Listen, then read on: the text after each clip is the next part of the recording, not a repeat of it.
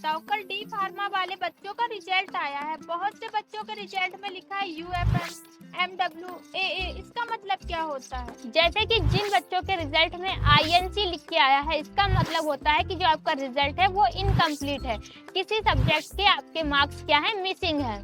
0 का मतलब क्या होता है? अगर जिस भी सब्जेक्ट के आगे 0 लिख के आया है, इसका मतलब है आपने उस कॉपी में क्या करे हैं, रुपए रखे हैं। AA का मतलब क्या होता है?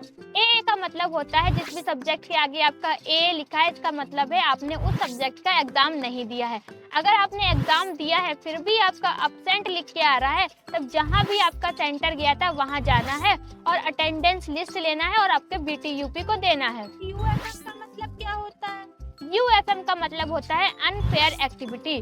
आप नकल करते हुए पकड़े गए हैं या फिर आपके पास मोबाइल पकड़ा गया है, किसी से बात करते हुए पकड़े गए हैं, तो इस वजह से आपके रिजल्ट में UFM लिख के आ रहा है। रिकॉर्ड नॉट फाउंड का मतलब क्या होता है? जिन भी बच्चों के रिजल्ट में रिकॉर्ड नॉट फाउंड लिख के आ रहा है, ये तो आपने रोल नंबर गलत किया है या फिर आपका रिजल्ट अभी अपलोड नहीं हुआ है, फिर या ये भी हो सकता है कि सर्वे एरर हो सकती है, इस वजह से आपके रिजल्ट पे रिकॉर्ड नॉट फाउंड लिख के आ रहा है।